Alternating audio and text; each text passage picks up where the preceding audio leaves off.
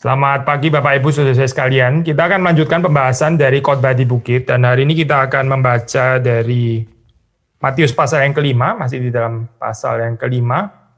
Good morning, brothers and sisters. We shall continue our exposition on the Sermon on the Mount. We shall now read from Matthew chapter 5, Yaitu 33 sampai 37.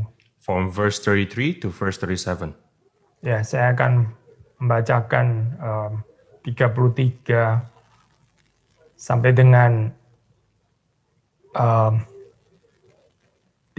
saja ya, lalu kemudian 35, 36, 7 akan dibaca oleh translator. Kamu telah mendengar pula yang difirmankan kepada nenek moyang kita, jangan bersumpah palsu, melainkan peganglah sumpahmu di depan Tuhan. Tetapi aku berkata kepadamu, janganlah sekali-kali bersumpah baik demi langit, karena langit adalah takhta Allah, Or by the earth, for it is his footstool, or by Jerusalem, for it is the city of the great king. And do not take an oath by your head, for you cannot make one hair white or black. Let what you say be simply yes or no. Anything more than this comes from evil. Mari kita minta pertolongan Tuhan, kita masuk di dalam doa. Let us ask for God's help and enter into prayer.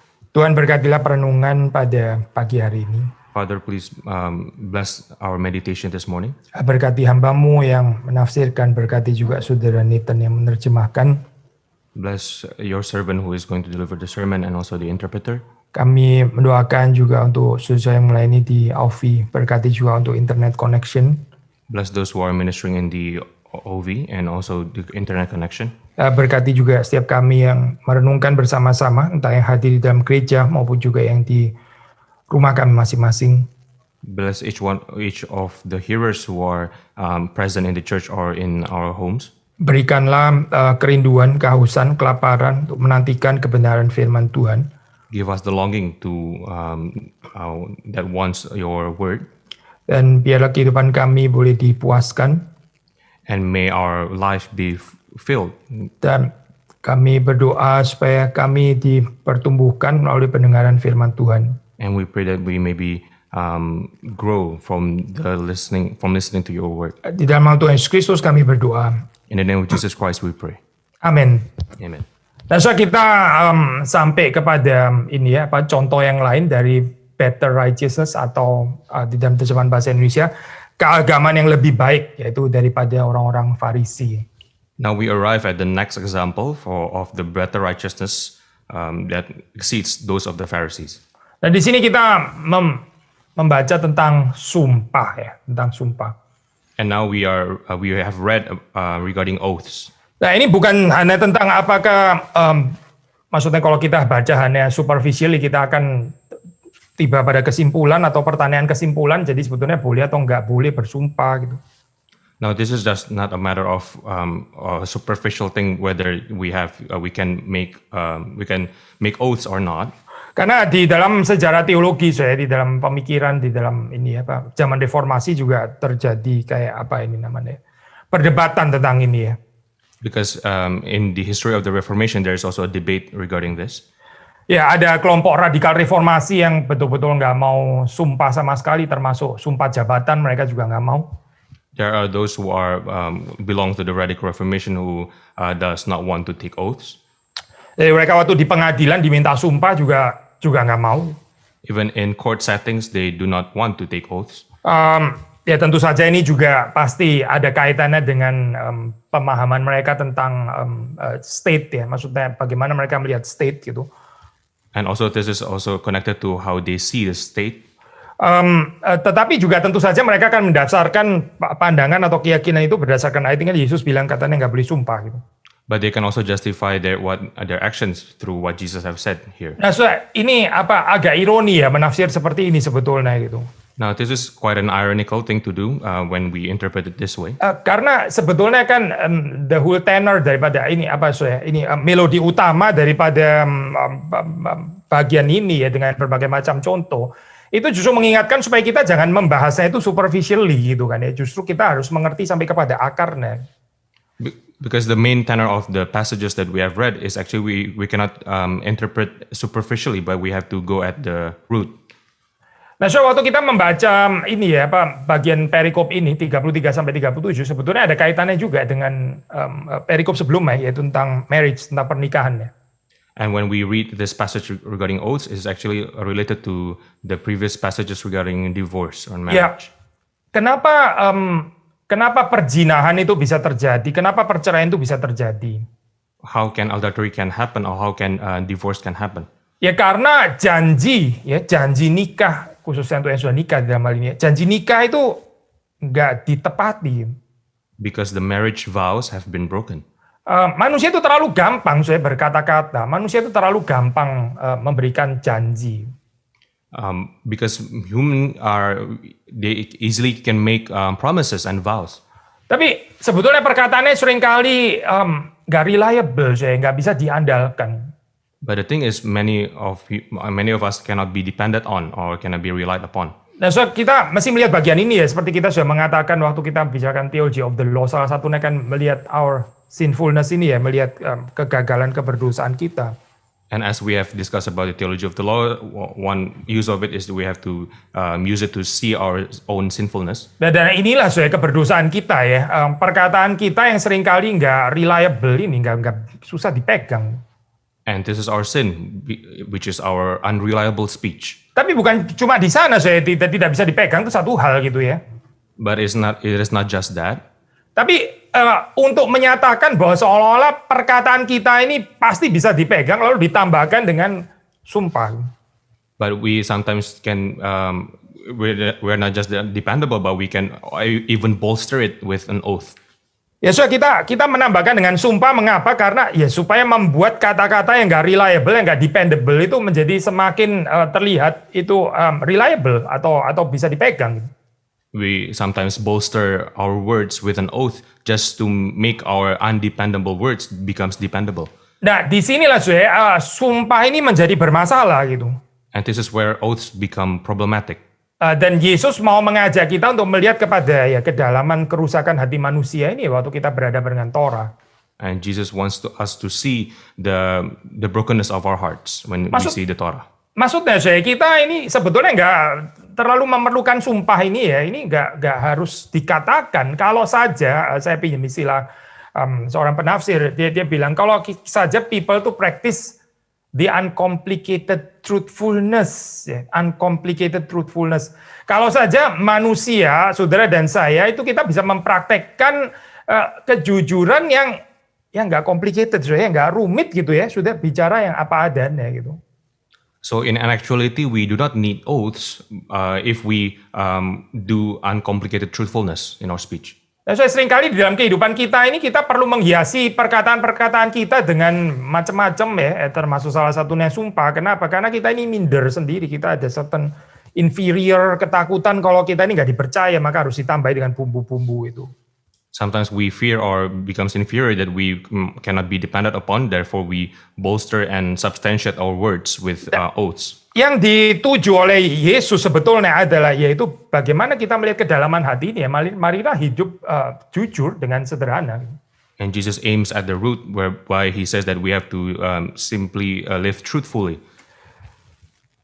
So kalau kita membaca di dalam Imamat ya, Imamat 19 ayat 12, di situ memang kita bisa membaca tentang ini ya, tentang apa itu. Kita baca saja ini ya, bagian ini ya, Imamat pasal yang ke-19, kita membaca ayat yang ke-12, saya akan bacakan. Let us look at the Leviticus 19 verse 12. Janganlah kamu bersumpah dusta demi namaku, supaya engkau jangan melanggar kekudusan nama Allahmu. Akulah Tuhan. You shall not swear by my name falsely and so profane the name of your God. I am the Lord. Nah, sudah kalau membaca di dalam bagian ini ya, itu bersumpah dusta gitu ya, bersumpah secara keliru gitu. Itu dikaitkan dengan pengudusan nama Allah. And as you can see here, swearing is actually related to the swearing by God's name. Swearing falsely is related to profaning God's name. Ya, ya gitu di sini Pak penjelasannya negatif ya, melanggar kekudusan gitu. Tapi kalau kita bicara tentang positifnya, yaitu seperti yang dikatakan di dalam doa Bapa kami, dikuduskanlah namamu, itu lawan katanya ya. And when we look at it positively, when we swear rightfully, when we say truthfully, we are hallowing God's name. Jadi saya itu menguduskan nama Allah itu sangat ada kaitannya dengan berkata jujur. So hallowing God's name has connection with speaking truthfully. Nah, memang kalau kita membaca di dalam ini ya Dekalog ya saya, itu kan ada larangan untuk tidak menggunakan nama Allah dengan sembarangan gitu ya. Itu Exodus 20 misalnya ya. And when we see the 10 commandments, we remember that there's a commandment that we must not take God's name in vain. Tapi ini memang nggak diberikan keterangan deh secara spesifik ini kaitannya dengan oath atau kaitannya dengan sumpah gitu. And of course, there's no specific information that it is related to oaths here. Tapi sebetulnya ini adalah intinya, intinya itu menunjuk kepada ini ya hukum yang ada dalam Dekalog ini, yaitu pengudusan nama Tuhan, gitu. Tidak menyebut nama Tuhan dengan sembarangan. But this is actually the essence of what we are entering here, which is to hallow God's name. Nah, sudah melihat di sini ya, waktu kita membicarakan tentang pengudusan nama Tuhan, itu berarti sekali lagi ya, itu di dalam seluruh realm kehidupan kita. Gitu. And when we hallow God's name, is actually related to all aspects of our lives. Bukan cuma di dalam kehidupan bergereja dan berjemaat, sudah pasti. And of course, it's not just related to when our church life and ministry. Tapi bagaimana saudara berkomunikasi dengan anggota keluarga saudara, gitu, kejujuran. But it's also related to when we communicate to our family members. Bagaimana saudara berkomunikasi, berrelasi dengan orang-orang yang dengannya saudara berdagang misalnya. How it related to how we relate to our business partners. So kita melihat ini pengudusan nama Tuhan ini nggak bisa hanya dimengerti secara abstrak, vertically abstrak begini ya. Itu bukan yang diajarkan di dalam Alkitab. So the Bible does not say that when we hallow God's name, it's not just basically related to vertically or abstractly. Nah, sudah membaca di dalam bagian ini ya, seperti yang ditulis di dalam Matius 5 gitu. Mereka ini sedikit-sedikit mengangkat sumpah gitu. And we can see that from Matthew 5 that the people here they can easily take an oath. Memang sih mereka ini nggak pakai nama Tuhan, tapi ada substitusinya gitu ya, ada penggantinya gitu.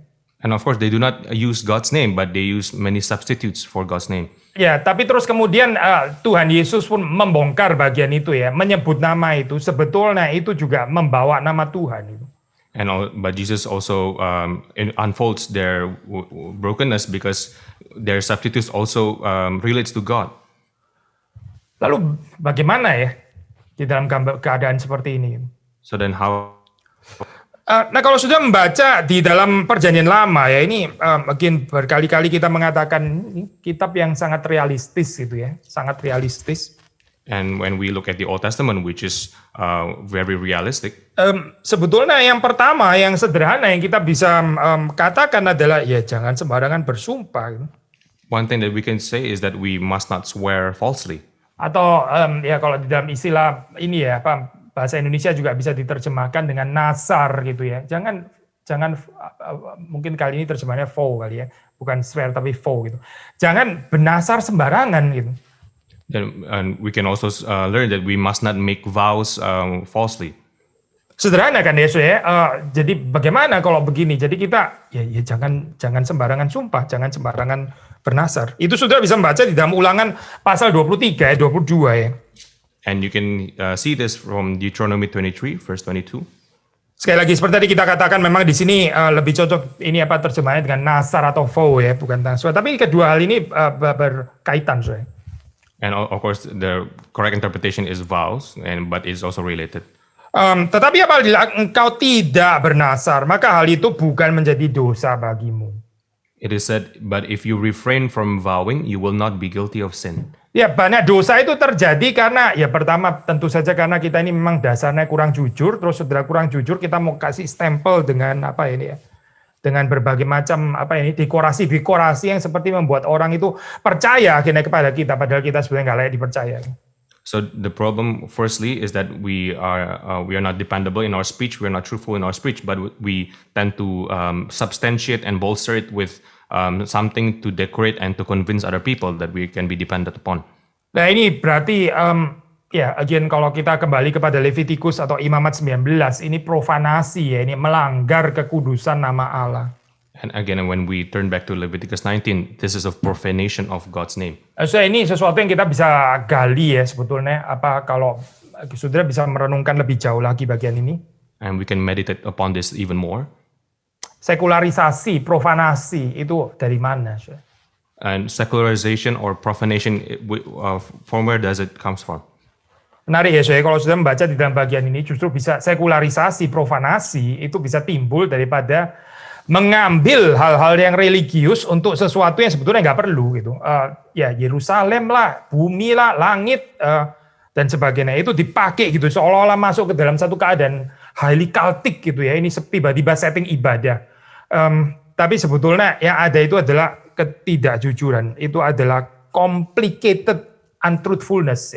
Ya ini sekularisasi masuk dari sini. So secularization or profanation is actually taking religious things, sacred things, to something that is not needed to make it cultic, but is actually just simply complicated untruthfulness. Sudah berapa banyak sih orang kecewa atau bahkan anak-anak yang masih kecil, masih muda, kecewa, menjadi terlalu kecewa. Kenapa? Ya karena ya sederhana saya orang Kristen suka bawa-bawa nama Tuhan. And you can see how many youths are disappointed because they see many Christians can bear or take God's name in vain. Jargonnya itu jargon Kristen, jargon Alkitab gitu ya. Kata-kata vocabulary itu vocabulary highly theological gitu. They Christians can use many vocabularies, theological vocabularies and Christian vocabularies. Tapi nggak ada simple truthfulness ya, nggak ada kejujuran yang apa adanya, nggak ada gitu. Bagian itu nggak ada. But there's no sin in their lives. Nah akhirnya ya ini pintu masuknya sekularisasi salah satunya. And this is the entry towards secularization. Ya orang mulai nggak tertarik lagi dengan gereja. Ya gereja itu apa sih? Ya? Nanti lebih jauh orang juga nggak tertarik dengan agama. Apa sih itu semuanya social construction.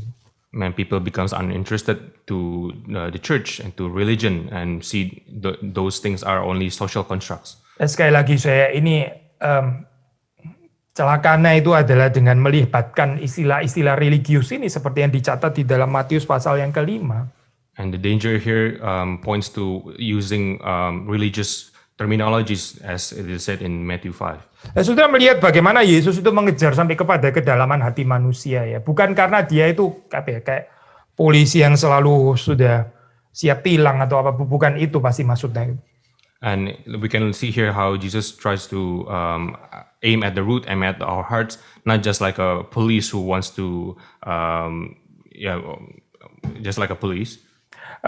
Karena Yesus itu tertarik untuk ya ini saya mau menghadirkan the so-called better righteousness ya, keagamaan yang betul-betul dari dalam gitu. Karena kita seringkali nggak bisa membaca sampai kepada kedalaman ini gitu. But because Jesus wants to makes us arrive at this better righteousness. Karena seringkali kita nggak bisa membaca sampai kepada kedalaman ini. Because we tend not able to see unto this depth. Maka sekali lagi saya sudah membaca di dalam pasal yang ke-5 di sini ya. Ini ada substitusinya yang dipakai di sini ya. Memang nggak direct bicara nama Allah di sini. And we can see many people use many substitutes to God's name, even though it doesn't directly say God's name. Ya di sini di dalam daftar yang dikatakan oleh Yesus di sini ya, demi langit ya, lalu terus kemudian demi bumi. Lalu terus kemudian demi Yerusalem, bahkan juga terakhir ini demi kepala kita sendiri. For example, it is said here by heaven, by earth, by Jerusalem, or even by our own heads. Saudara kalau sudah membaca di dalam ini ya perjanjian lama ini yang saya dijelaskan Yesus ini semuanya ada di dalam perjanjian lama ya. Waktu misalnya di sini dikatakan bahwa heaven itu adalah tahta Allah, lalu terus kemudian bahwa bumi itu adalah tumpuan kakinya. Ya, ini ada di dalam Yesaya 66 misalnya ya. And if you can see from the Old Testament, when Jesus says that heaven is God's throne or earth is God's footstool, it is said in Isaiah chapter 66. Lalu kemudian Yerusalem yang disebut sebagai kota raja besar itu saudara bisa menemukannya di dalam Mazmur pasal yang ke-48 ya. Or even Jerusalem is the city of the great king. You can find it in Psalm 48. Jadi intinya apa saudara? Intinya ya ini sebetulnya secara radically ya, bukan superficially, bukan secara permukaan, tapi sampai kepada kedalamannya ini juga membawa nama Tuhan sebenarnya. So the point is that by saying these substitutes, radically is actually also bearing God's name. Bahkan tentang kepala kita yang mungkin kita berpikir ini kan kepala saya sendiri ya, kalau Yerusalem oke lah itu kota suci gitu ya, kota raja besar gitu misalnya. Langit, wah itu adalah takhta Allah. Tapi kalau kepala ini kan punya saya gitu misalnya. But sometimes we can say that, oh, I think heaven, earth, or Jerusalem, we can say that it is God's dwelling place. But how about our heads? Kepemilikan pribadi kayak begini nih asing saya untuk Alkitab itu. But in the Bible, this individual ownership is foreign in the Bible. Hidup saudara itu semuanya adalah milik Tuhan, bukan milik saudara sendiri. All of our lives are God's. Jadi kalau kita berpikir ini kan uang-uang saya sendiri, ini kan barang-barang saya sendiri, ini waktu-waktu saya sendiri, ini kepala-kepala saya sendiri dan sebagainya. Itu asing saya untuk Alkitab berbicara seperti itu. It is foreign to the Bible when we say that, oh, this is my money, this is my time, this is my life. Itu orang yang nggak mengakui kepemilikan Tuhan di dalam kehidupannya. And those people are they who do not acknowledge God's sovereignty over his own life. Itu adalah orang yang nggak mengakui juga providensia Allah. And he who also does not believe in God's providence in his life. Yaitu orang yang percaya bahwa di dalam kehidupannya itu adalah providensianya dia sendiri. Ini penolakan direct terhadap providensia Allah. It is a direct disputation towards God's providence because he thinks that he can provide for himself. Maka waktu saudara membaca di dalam bagian kepala di sini ya, ini by the way yang menulis Matius dan saudara bisa ketemu motif ini ya. Motif apa ini rambut di dalam Matius di dalam bagian yang lain dan di sini motif rambut ini muncul gitu kaitannya dengan providensia. And when Matthew here writes about head or hair is actually a very Matthean motive because Matthew also writes about hair regarding providence. Engkau tidak berkuasa memutihkan atau menghitamkan sehelai rambutmu pun. It is said, for you cannot make one hair white or black. Jadi ya hal simpel seperti ini pun kita juga nggak berkuasa. Jadi siapa yang berkuasa? Siapa yang mengatur, yang provide, yang menentukan semuanya? Ya adalah Allah yang memiliki kita. And we ourselves, we cannot are not sovereign over our heads, our hairs. So therefore, who is sovereign over it? Who provides over it? It is God only. Jadi kita mau bersumpah demi apa yang nggak menyangkut nama Allah itu apa gitu? So on what basis that we can make an oath that does not bear God's name? Ya tadi langit nggak boleh. Oke lah bumi. Bagaimana dengan bumi itu? Bumi itu tumpuan kakinya itu juga nggak bisa. Gitu. Diri kita juga nggak bisa.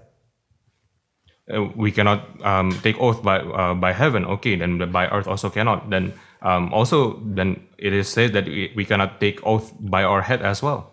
Saudara melihat ya di dalam ini sebetulnya ada certain implikasi meskipun mungkin nggak terlalu eksplisit ya bahwa segala sesuatu itu berkaitan dengan nama Allah.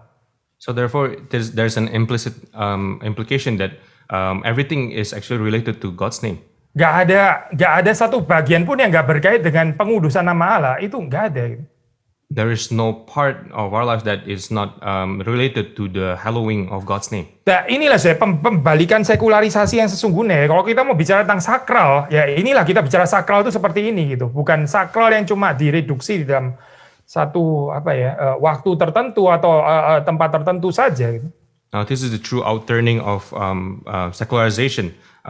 It is not just related to just making one certain point of time as sacred. Kita sudah pernah mengatakan, seingat saya sudah pernah bilang ini mungkin pengulangan ya. Kita di dalam khususnya ya, di dalam neo-Calvinism ya khususnya. Kita bicara nggak ada itu distingsi sacred and secular gitu ya. Semuanya itu sacred gitu dan seterusnya. Saudara kenal lah ini konsep ini ya.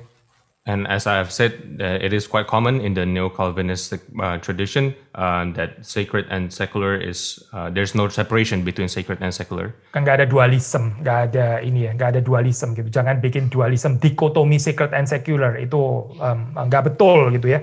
Itu medieval gitu bilang. And we can sometimes say that in this tradition, it is medieval to make a dualism or dichotomy between sacred and secular. Tapi saudara perhatikan ya, motivasinya sebetulnya kan apa? Berarti ya semua area itu harusnya kudus gitu kan. Harusnya kan gerakannya adalah yang kudus bukan cuma waktu kita ibadah seperti sekarang di gedung gereja, tapi di dalam semua area kehidupan kita itu semuanya kudus gitu kan ya. But the essence of that saying is that it is said that it's not just regarding our church life or our Sunday service that is sacred, but all of our lives are sacred. Tapi saudara perhatikan ya, seringkali yang terjadi itu bukan itu. But in actuality, what actually happens is not like that. Yang terjadi itu adalah profanisasi hal-hal yang sacred, bukan pengudusan hal-hal yang sekuler, tapi profanisasi, sekularisasi ya. Sekularisasi hal-hal yang bahkan di medieval itu masih dianggap kudus, tapi ini bahkan menjadi tidak lagi kudus, dianggap sama saja. And what actually happens is actually the profanation or secularization of those things that are supposed to be sacred, not this making sacred those that are profane or secular. Coba saudara waktu masuk ke gedung gereja ya, ini apa saudara masih ada perasaan nggak ya? Ini adalah satu tempat yang kudus, yang Tuhan berkenan hadir di sini secara khusus. Atau ini gedung yang biasa saja, seperti yang lain gitu. For example, sometimes when you enter a church, do you still feel that this is a sacred place whereby God sovereignly wants to be present here? Waktu saudara mempersiapkan perjamuan kudus, lihat cawannya dan sebagainya, saudara berpikir apa gitu? Waktu saudara menuangkan anggurnya, rotinya dan sebagainya, saudara memikirkan apa gitu? And what do you think about when you are partaking in the Holy Communion? Kita ini lemah sekali ya, dan ya kita orang Protestan ya, lemah gitu. Mungkin yang paling lemah justru adalah orang Reform. Gitu. And we are very weak, especially the Protestants and also especially the Reformed people. Kalau kita nggak hati-hati ya, kita bukannya menguduskan wilayah sekular itu ya, lalu dikaitkan dengan nama Tuhan, bukan itu yang terjadi. If we are not careful, we do not make sacred and also relate all things to God's name. Tetapi yang terjadi adalah kita membuka pintu lebar untuk profanisasi, sekularisasi hal-hal yang bahkan again di dalam abad pertengahan itu sebetulnya sudah di-establish sebagai sesuatu yang sacred. But we are liable, we are prone to opening wide doors towards profanation and secularization of things, which in the medieval times is actually made sacred. Sekali lagi saya, lalu bagaimana? So then how should we respond? Perhatikan pengajaran daripada Yesus Kristus ya di dalam perikop ini. We shall be wary of what Jesus wants to teach us. Nggak ada satu bagian deh. Saudara mau bicara langit bumi, sebetulnya kalau bicara langit bumi ya sudah semuanya lah ya. Even Yerusalem dan kepalamu kan juga termasuk bumi juga kan. Nggak ada satu tempat pun yang saudara bisa klaim. Lalu ini boleh independen daripada pengudusan nama Allah. Nggak ada, saudara, nggak ada. And there is no part, there is no place in heaven nor earth, not even in Jerusalem, not even our head, that is independent from God, and it is not related to the hallowing of God's name. Dan secara lebih khusus, sekali lagi ya, ini artinya apa? Secara sempit lah ya, ini ya, Tuhan itu mengendaki kejujuran di dalam kehidupan saudara dan saya. And to be more narrowly, God wants us to be simply truthful in our speech. Ya, saudara nggak usah pakai argumentasi teologis lah atau apa gitu ya untuk membenarkan posisi saudara. You do not need to use theological arguments to justify your positions. Bukan nggak boleh pakai theological argument ya, nggak boleh pakai theological argument untuk menghiasi ini saya complicated untruthfulness itu tadi ya, menghiasi itu sebetulnya. Gitu. Or to be precise, we shouldn't use those theological arguments to bolster, to substantiate our undependability or our untruthfulness of speech. Atau saudara pakai hiasan-hiasan yang lain gitu, kegiatan-kegiatan yang dianggap bisa mengompensasi ketidakjujuran saudara dan saya. Or you can use other kinds of activities to decorate our own untruthfulness. Tuhan itu simple dan spiritualitasnya itu juga simple sebetulnya. So we can see here that God is actually simple and the spirituality is very simple. Ya, jujur di hadapan Tuhan, jujur di hadapan sesama ya. Simply truthful before God and others. Jadi sudah melihat di sini ya, waktu dikatakan ini from evil ya, di sini dikatakan ini berasal dari si jahat ya, ayat yang ke-37. Yang lebih daripada itu berasal dari si jahat. And we can see in verse 37, anything more than this comes from evil. Apa sih artinya itu? What does this mean? Memang di sini di dalam terjemahan bahasa Indonesia ini pakai ini ya, si jahat langsung personified ya, boleh juga sih gini apa. Tapi sebetulnya di dalam aslinya nggak harus diterjemahkan menjadi si jahat, juga bisa from evil, jahat ya. And in the Indonesian translation, it is personified to be the devil. Ya, But tapi it doesn't have to be translated that way. You can also translate from evil. ya, menurut saya pribadi saya ini lebih baik kalau diterjemahkan berasal dari apa ya, from evil apa ya terjemahan bahasa Indonesia, berasal dari kejahatan atau mungkin berasal daripada yang jahat gitu ya, daripada si jahat gitu. And for me, it is better to interpret this to come from evil, not from the person, the devil. Ya, karena begini saya maksudnya, kalau kita bilang apa ini ya, pakai personifikasi ya, itu kita bisa melempar, oh itu berarti ya again setan yang menggerakkan itu berasal daripada dia, saya ini terprovok atau tempted jatuh ke dalamnya gitu kan, kita bisa ya seperti itu. Because when we use the personification interpretation, we can sort of shift the blame to Satan when in doing this. Tapi begini kalau kita pakai from evil, kalau terjemahan dari yang jahat, yang jahat itu bisa saya dan saudara. But when we say from evil, then who's evil when we do this is actually us. Lalu apa kejahatannya itu apa gitu? And what is the evil thing that we do? Ya ini balik lagi complicated untruthfulness, itulah kejahatannya ini apa ketidakjujuran yang sangat rumit itu gitu. And again, complicated untruthfulness of speech. Jadi kalau hidup kita nggak rumit kalau kita jujur, simple ya sudah sederhana gitu. And when we are simply truthful, it is simple. Our lives are simple. Fakta bahwa orang itu banyak menggunakan sumpah, pakai nama Tuhan, pakai jargon-jargon rohani dan sebagainya, meskipun nggak harus selalu salah. The fact that people can use oaths, take an oath, and also to bear God's name, and also to make theological jargons, even though it is not wrong in itself. Yesus menyoroti itu berasal daripada hatinya yang jahat. And Jesus points to us that those people do it that comes from their evil hearts. Itu karena saudara dan saya gagal ya di dalam memenuhi ya standar Allah, standar kejujuran dari Allah yang simple ini. And it is because you and I have failed God's standard of truthfulness, that is actually very simple. Sekali lagi saudara jangan waktu membaca merenungkan perikop ini jangan cuma bicara tentang urusan sumpah saja gitu. Ini lebih daripada sumpah sebetulnya yang diajarkan Yesus. And when we see this passage, it's not just related to oaths, but also very wide. Hati-hati dengan ornamentasi kehidupan ya. Tadi saya sudah sebutkan beberapa, mulai dari theological argument mungkin sampai make up saudara kali, atau persembahan saudara, atau kegiatan rohani saudara, or whatever lah, itu buku-buku teologi yang menghiasi rak-rak saudara atau apapun gitu ya, itu bisa menjadi ini cuma betraying kejahatan di dalam hati sebetulnya.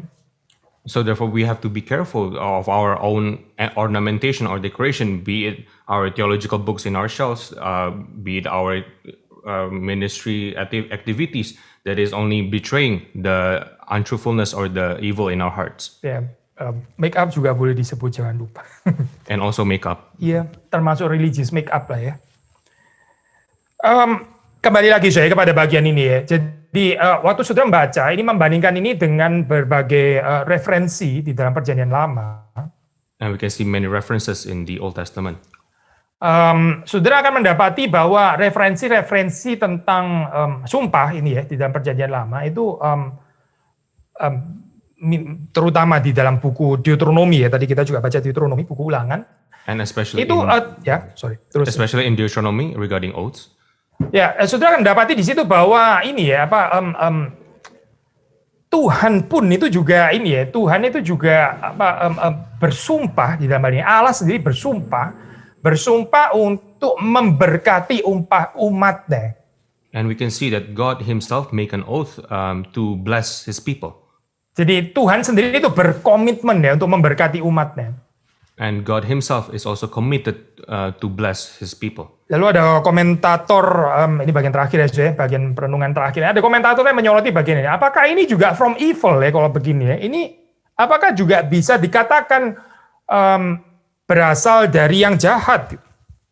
And an interpreter also points out with a question that does what God does here is actually also come from evil. Wah, saya berani sekali ya menanyakan kalimat seperti ini. Gitu. And it's very daring to ask this question. Tapi bagi saya penafsirannya menarik. Gitu. But the interpretation is very interesting. Ya tentu saja kita jawab dengan jawaban yang lebih gampang terlebih dahulu ya. The art of stating the obvious gitu ya. Tentu saja ya Tuhan nggak mungkin jahat ya. Karena apa? Ya karena dia nggak seperti kita kan dia itu totally reliable, dia absolutely reliable, dia sangat bisa dibergantungi, sangat bisa dipercayai. Jadi dalam hal ini ya Tuhan nggak mungkin jahat lah. And we can start from the obvious, which is that God is absolutely dependable and reliable in himself. Jadi nggak comparable lah, soalnya nggak bisa dibandingkan gitu perkataan Tuhan. Karena perkataan Tuhan itu ya dan amin, dan dia pasti akan melakukannya. And it is not comparable to God because what God says is yes and amen. Tapi ini bukan tafsiran yang menarik, saya. But this is not an interesting interpretation. Tafsir yang menarik buat saya adalah waktu pertanyaan ini, apakah ini juga berasal dari yang jahat, from evil, bisa dijawab secara afirmatif, saya. To certain sense, in a sense kita bisa jawab ini afirmatif, iya. And again, the more interesting interpretation is that when we ask the question, does what God does is come from evil? We can say, in a sense, it is. Lalu evilnya apa kalau gini gitu? Mana bisa ada evil gitu? Ini Tuhan bersumpah kok bisa dikatakan ada evil? Evilnya apa? So then, what's the evil thing about this? Evilnya itu hati saudara dan saya nggak gampang percaya ini. And the evil is that we are not wanting to believe this promise of God. Ya, hati saudara yang sulit percaya. Our hearts who are easy to disbelieve God. Ya, hati saya yang sulit percaya ini. My heart who easy to disbelieve God. Sampai Tuhan itu perlu bersumpah ya untuk mengatakan janjinya, padahal nggak perlu sebetulnya. That makes God necessary to make an oath. Ini tindakan akomodatif, pinjam istilahnya Calvin ya, saudara. Ini tindakan akomodatif, tindakan perendahan ini sebetulnya itu dengan pakai sumpah. Bukan karena Tuhan sendiri inferior, terus dia sendiri nggak pede sendiri. Bener nggak ya? Saya akan, pasti bukan saya. Itu nggak ada pasti. Tapi persoalan itu ada pada saudara dan saya. And to borrow Calvin's words, it is an accommodative act of God, not because God himself is inferior and needs oath, but it is because the weakness of you and I. Jadi perikop ini mengajarkan apa saya kepada saudara saya dan saya waktu kita membaca satu bagian yang ada sumpahnya Allah gitu misalnya. So then what can we learn from this part regarding God's oath? Saudara bisa melihat berapa dalamnya cinta kasih Tuhan itu di dalam kehidupan saudara dan saya. And we can see from that the depth of God's love to you and I.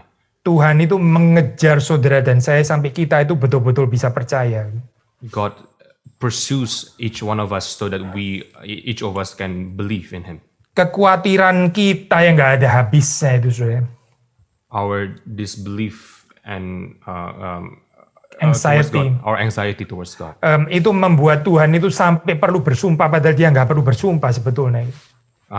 Makes God to make an oath even though it is not necessary for him to make one. Sudah hari ini Minggu Trinitatis ya, mengaitkan teologi sumpah dengan Trinitatis pasti sulit sekali gitu. And this is the week of the Trinity, and it is actually quite hard to relate this to the Trinity. Ya, hopefully nggak terlalu maksa lah ya. Tapi kalau saudara merenungkan kembali ini ya, Yesus yang dibaptis itu, terdengar suara Bapa dari sorga. Inilah anakku yang kukasihi, kepadanya lah aku berkenan. And when we remember the Father's word in Jesus' baptism, when he said that this is my beloved Son, with whom I am well pleased. Gak ada sumpah kan di sana kan, saudara nggak baca ada sumpah dari Bapa kepada anak kan, nggak ada kan, memang nggak ada perlunya. And you can see that there is no oath there, and because it is not necessary. Dan saudara perhatikan respons dari sang anak seumur hidupnya ya, dia yang mendengar kalimat itu, dia betul-betul menjadikan story kehidupannya tanpa pernah mempertanyakan. And you can see the response of the son when upon hearing that, he responded in obedience. Without questioning his father. Kalimat itu memang pernah diulang, yang sangat mirip ya, meskipun nggak 100% sama, di dalam peristiwa transfigurasi. And we can also see that the word that statement is also said again, even though it's not in exact terms, in the transfiguration of Jesus. Tapi di dalam peristiwa transfigurasi itu, waktu diulang kalimat itu juga terutama adalah untuk para murid yang ada di sana. Jadi saudara melihat sekali lagi ya, yang ragu-ragu itu sebetulnya siapa? And in the event of the transfiguration, that statement is said again. It's actually not just for Jesus. It's not for Jesus, but it's actually for the disciples who are disbelieving in Jesus or anxious towards Jesus. Saudara melihat gambaran keraguan-raguan, ketidakpercayaan, ya, kekhawatiran dan sebagainya. Itu tuh merefleksikan keadaan saudara dan saya. And this picture of anxiety and disbelief is actually portraying you and I. Jadi terakhir saya, ini teologi sumpah ini mengajarkan apa sih kepada kita? And lastly, this theology of oaths, what does it want to tell us? Ya, mari kita belajar untuk semakin percaya kepada Tuhan. Let us learn to trust God more. Karena Tuhan yang berjanji itu nggak pernah gagal, nggak pernah gagal. Because God who promises to us, He never fails to Dia fulfill it. nggak pernah mengingkari janjinya. He never betray His promises. Nah, kalau kita mengerti apa artinya menghidupi janji Allah, And if we understand what it is to live God's promises, dan ada kemungkinan ada undangan ya, ada keterbukaan di mana kita bisa menjadi orang-orang yang truthful. and there's a chance, there's an invitation, there's an openness for us to live truthfully. Kenapa kita truthful? And why do we live truthfully? Karena kita percaya kepada Allah yang kita sembah, Dia adalah Allah yang juga truthful. Because we live before God who is also truthful. Kita ini created after His image. We are created after God's image. Ya, memang sudah rusak, tapi Tuhan akan menyempurnakan kita gitu. Kita akan merefleksikan ya perkataan Allah yang bisa dipegang itu artinya apa. Gitu. Even though we are broken images, of course, but God is restoring and purifying us. Perkataannya yang uncomplicated itu, perkataannya yang nggak berliku-liku itu. His words, God's words, which are not complicated, Ya, itu bisa menjadi kehidupan saudara dan saya juga. can be also our lives as well. Kiranya Tuhan memberkati kita semua. May God bless us, all of us. Bolehkah minta saudara Nathan untuk menutup di dalam doa? Let us pray. Father in heaven, forgive us for all of our broken oaths. Forgive us for our lives who, as Christians who bear God's name, who bear Christ's name, we fail to live up to your standard of truthfulness in our speech, and not just in our speech, but in all of our lives. And we do not live lives dependably, and we to others and to you, and we have not lived reflecting your image as you are dependable in yourself. And so therefore, give us strength, give us grace, so that we may be like your Son, be like you who is perfect, and so that we may live in your kingdom. So that others may see the glory of your name. In the name of Jesus Christ, we pray. Amen.